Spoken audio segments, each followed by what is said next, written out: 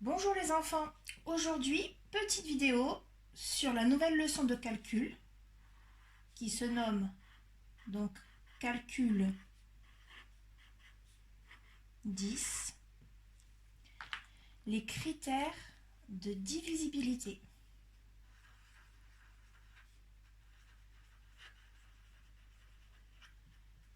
Les critères de divisibilité.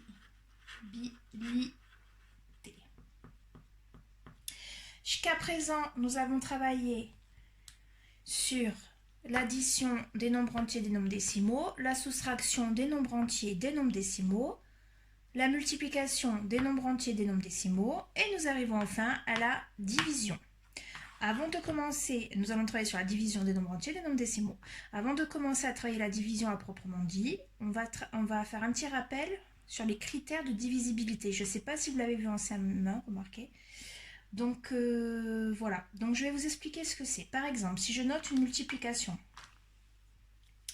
comme 14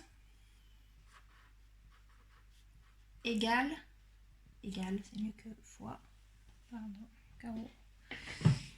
Ah pardon. Ah, j'en ai peut-être un là, remarque. Bon, je rangerai. Non, pardon, poupette. Attends. Mais elle est juste là. Par exemple, 14 égale 7 fois 2. Là, j'ai écrit un produit. Vous êtes d'accord? Alors, on va donner des noms, voir si vous vous rappelez. 14, je peux dire que 14 est un multiple de 7.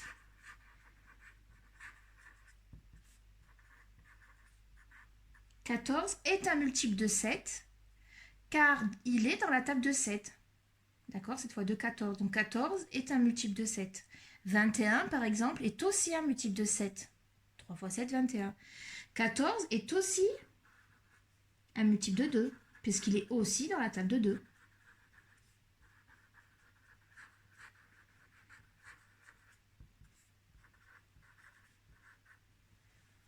Ok? Donc 14, c'est un multiple de 7 et de 2. Mais du coup, si je regarde dans l'autre sens, je peux dire, si je prends le 7, je peux dire que 7 est un diviseur de 14.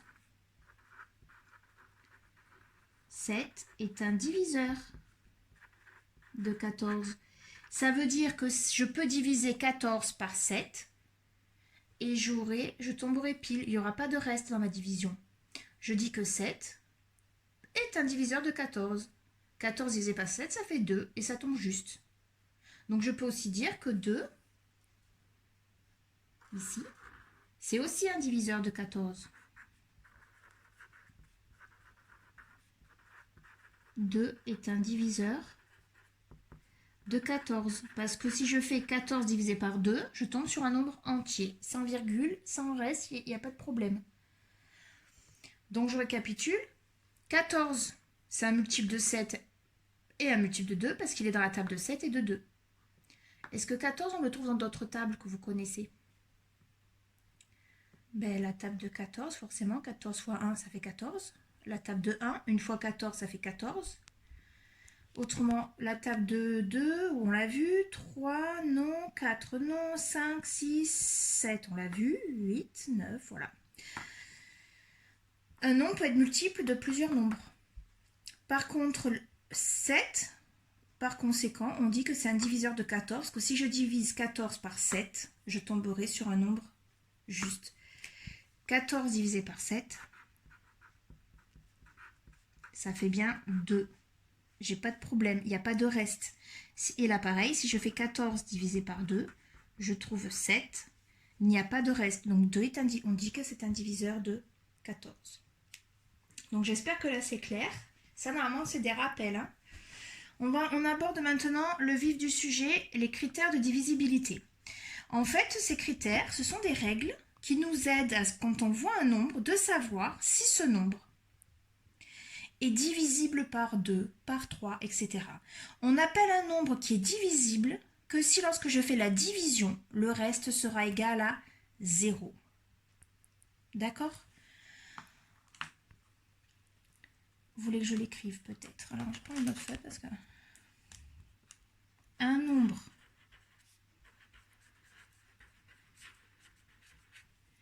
est divisible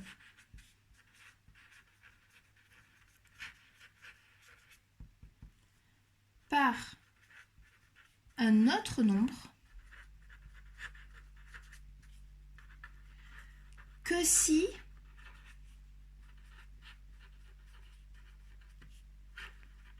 la division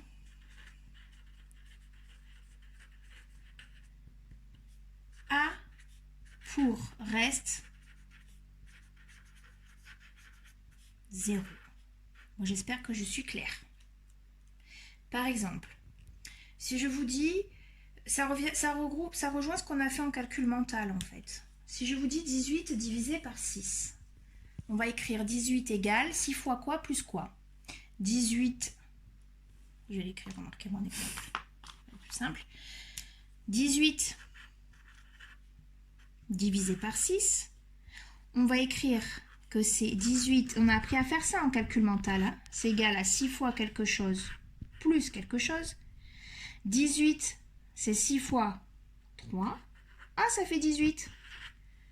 Donc, je peux dire que 18 est divisible par 6.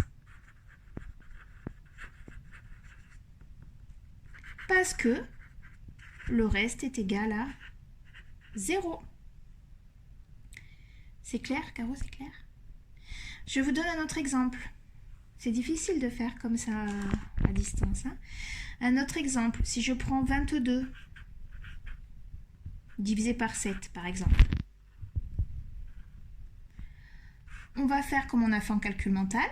22 égale 7 fois quelque chose plus quelque chose. 22, ben c'est 7 fois 3. Ça fait 21 et il reste 1. La question, ça c'est toujours votre reste.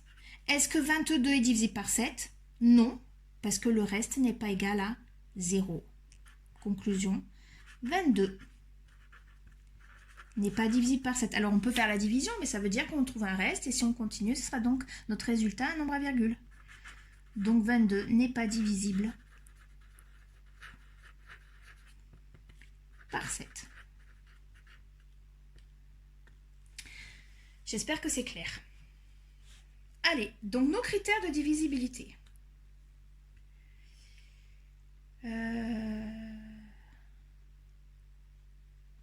Est-ce que tu crois, Caro, que j'entoure pour que ce soit plus clair ou pas? Ou je sais pas. Non, je trouve que c'est clair. Ah. Les critères de divisibilité. Mais tu changes de couleur à chaque fois. Donc. En fait, vos critères de divisibilité vont nous permettre de savoir si un nombre est divisible par un autre chiffre directement sans calculer. C'est l'avantage de les connaître. Par exemple, le premier critère que vous connaissez déjà, en fait, vous l'appliquez tout le temps. On va l'écrire comme ça.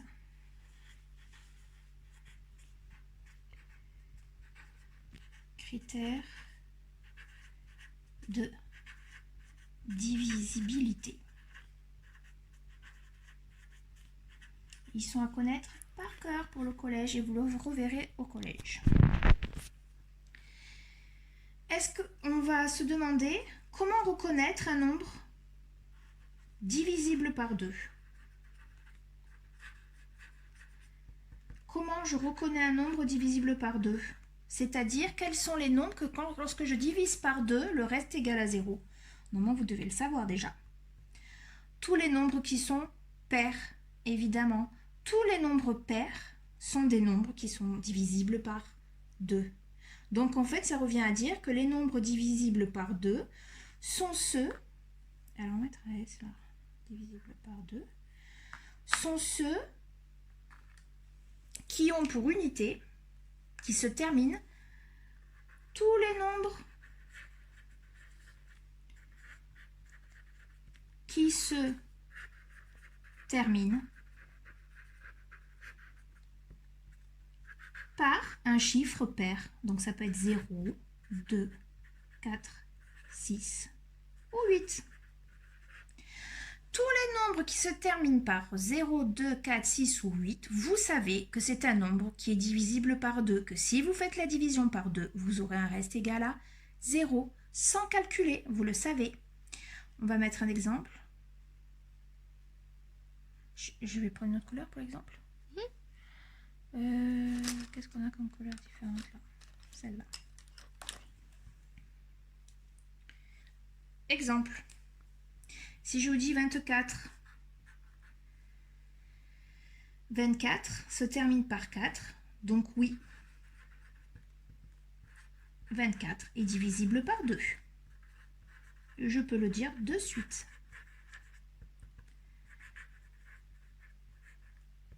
Si je vous prends 35, vous avez un 5, donc il ne fait pas partie de la liste, n'est pas un chiffre pair, donc non. 35 n'est pas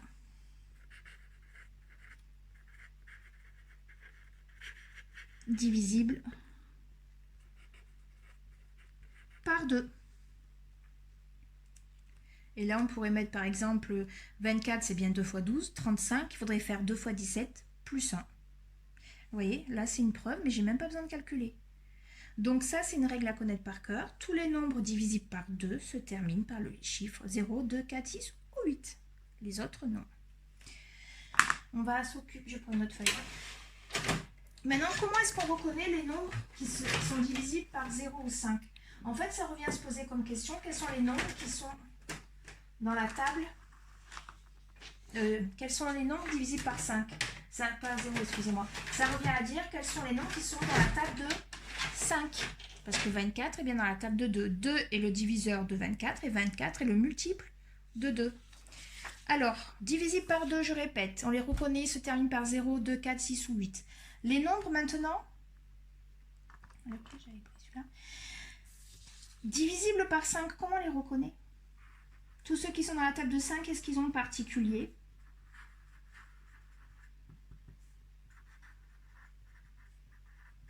Si on répète la table de 5, 5, 10, 15, 20, 25, 30, 35, eh bien on va se rendre compte que tous les nombres divisibles par 5 se terminent soit par 0, soit par 5. Donc forcément, si vous tombez sur un nombre qui se termine par 0 ou un nombre qui se termine par 5, il peut être divisé par 5. Donc on va écrire pareil. Nombre qui se termine par 0 ou par 5.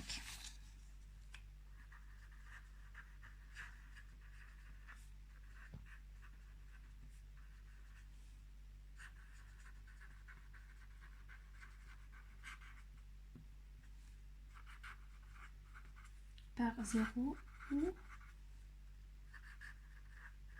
par 5. On va faire comme tout à l'heure, on va prendre un exemple. Ben, si je prends 24, est-ce que 24 est divisible par 5? Est-ce que je vais trouver 5 fois quelque chose égale 24 avec un reste égal à 0? Ben, bien sûr que non. Hein. Ici, vous avez un 4. C'est ni 0 ni 5. 24, donc, n'est pas divisible par 5.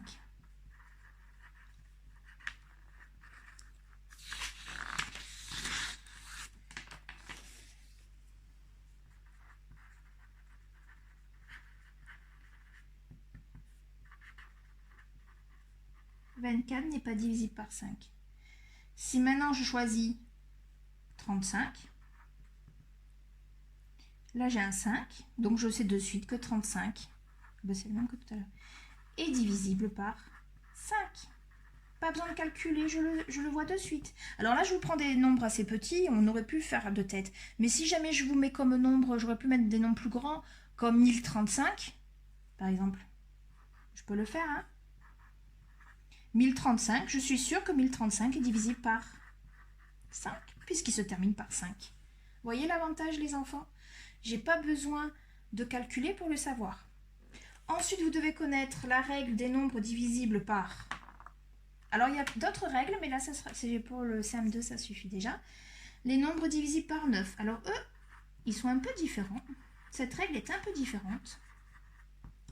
Parce que pour trouver les nombres qui sont divisibles par 9 directement, Il ne faut pas regarder par quoi se termine notre nombre, mais il faut additionner les chiffres qui composent le nombre. Si l'addition est dans la table de 9, est un multiple de 9, alors oui, le nombre est divisible par 9. Si l'addition n'est pas dans la table de 9, alors ce n'est pas possible. Donc on va écrire comme règle la somme de ces chiffres, somme de leurs chiffres, parce que j'ai mis au pluriel,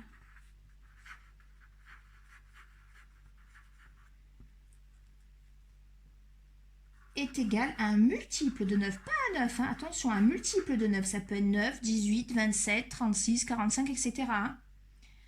Un multiple de 9.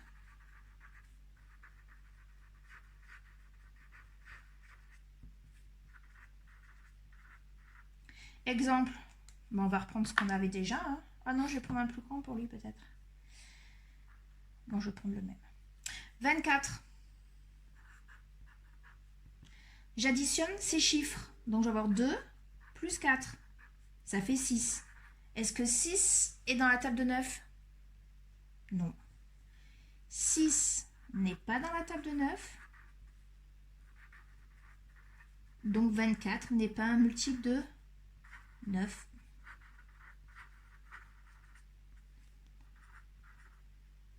De 9. Donc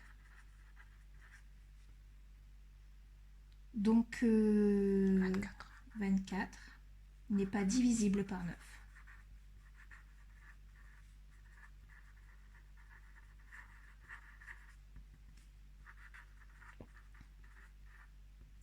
Je prends mon autre exemple.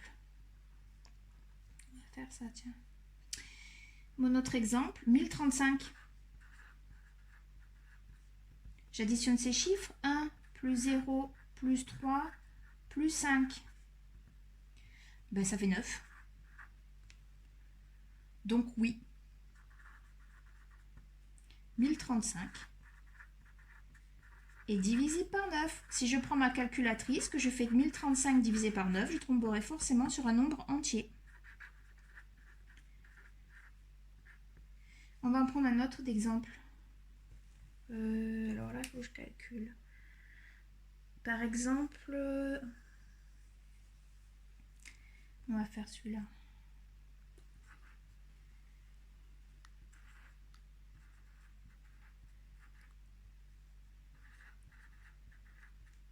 Ce nombre, 10 351 035, est-ce qu'il est divisible par 9? Vous imaginez si on devait calculer de tête? Bon, pour répondre de suite à la question, je prends ces chiffres. 1 plus 0 plus 3 plus 5 plus 1 plus 0 plus 3 plus 5 égale 1, 4, 9, 10, 13, 18. 18 est dans la table de 9. On peut dire aussi est un multiple de 9, hein, je vous rappelle. Hein. Là. Table de 9. C'est un multiple de 9.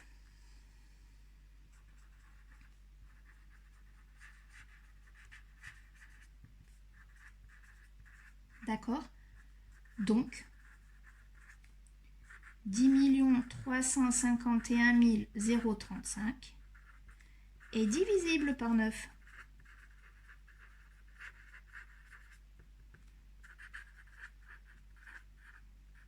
Ok? Et le dernier que vous devez, donc je récapitule, vous devez reconnaître les nombres divisibles par 2, ce sont des nombres dans le chiffre des unités et pairs, 0, 2, 4, 6, 8. Les nombres divisibles par 5, ce sont les nombres qui se terminent au chiffre des unités et 0 ou 5. Les nombres divisibles par 9, on additionne tous les chiffres qui composent le nombre et ça doit être un multiple de 9. Et il nous reste, pour finir, les nombres divisibles par 3. Alors, elle ressemble à la règle divisible par 9, sauf que ce coup-ci, la somme des chiffres doit être égale à un multiple de 3. Voilà.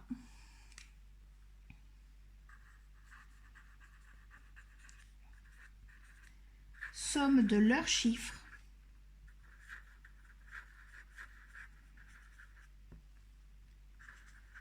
est égal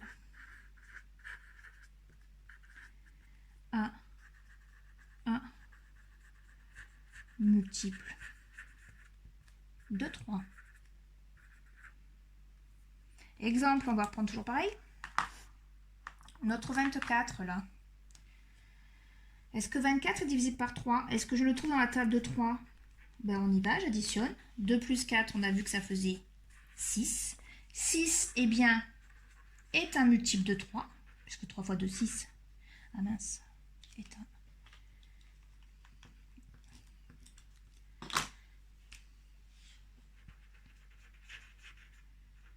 multiple de 3. Donc 24 est divisible par 3.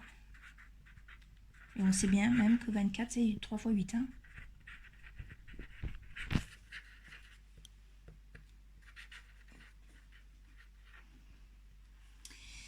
Et si je reprends mon 1030, non pas un autre, qu'est-ce que j'avais pris tout à l'heure? 35. Je vais faire 3 plus 5, ça fait 8. Est-ce que 8 est un multiple? Ouh là là, la faute. Est-ce que 8 est un multiple de 3? Non. 3 fois quelque chose égale 8 n'existe pas. 8 n'est pas un multiple de 3.